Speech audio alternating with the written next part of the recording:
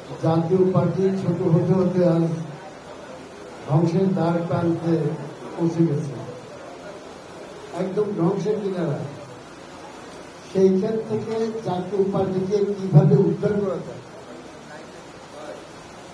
কিভাবে একটি ঐক্যবদ্ধ জাতীয় পার্টি করে আবার আমরা দাঁড়াতে পারি, রাজনীতিতে আবার আমাদের একটি অবস্থান ফিরে পেতে পারি, সেই জন্য কিন্তু আজকে এই সম্মেলন আহ্বান করেছেন, প্রেস কনফারেন্স।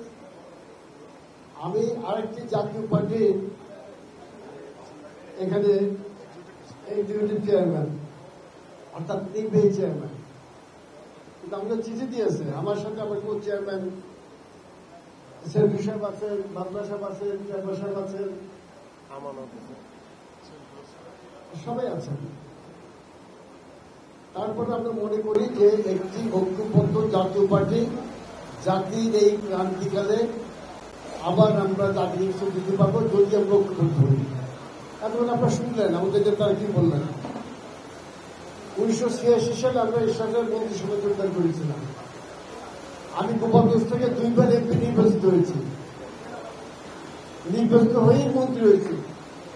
আমি এবং চন্দ্র সাহেব একদিনে করতেছি, হারুনের সাহেব আগে গেছে, আনিস ভাই আমাদের সিনিয়র, উনি দলের সিনিয়র কো চেয়ারম্যান।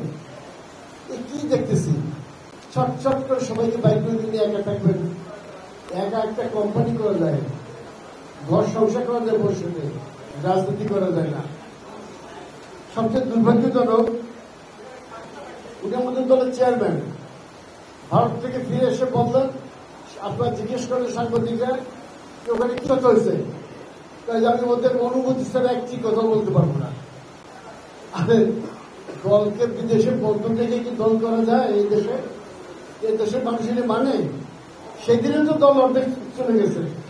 আপনাকে বললাম যে আপনি এই কথাটা কেন বলতে গেলেন, আপনি বলবেন যে আপনি পরে আপনাদের সাথে বলবো, একটা প্রেস কনফারেন্স বুঝে শুনে করবেন। ফটকে একটা কথা কয়ে ফেলাম। আপনাদের মনে আছে তখন ঐক্যবদ্ধ জাতীয় পার্টি নির্বাচন আসন্ন,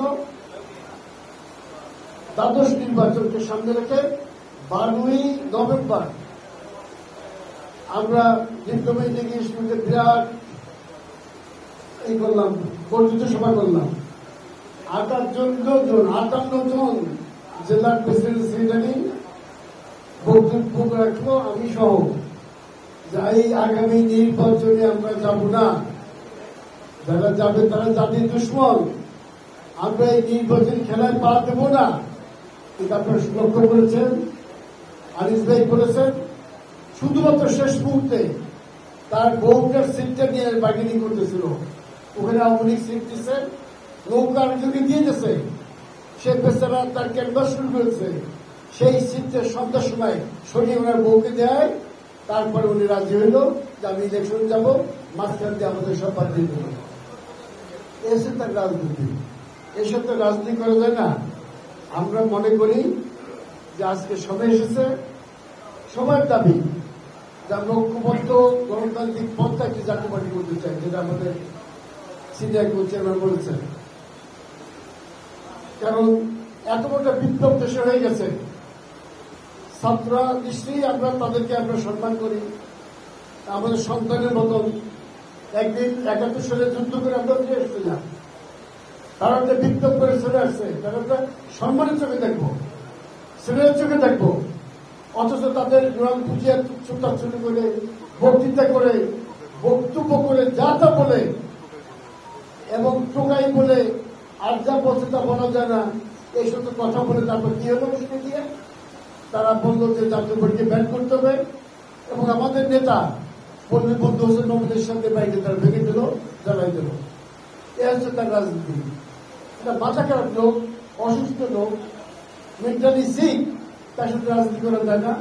আমি এটাই বলছি যে আপনারা আসুন, জাতীয় পার্টিকে যদি বাঁচাতে হয়, এইটা হচ্ছে টাইম, এইটা হচ্ছে সময়, আপনার শেষ সময়টা হাল করুন, নাহলে জাতীয় পার্টি বাঁচবে না।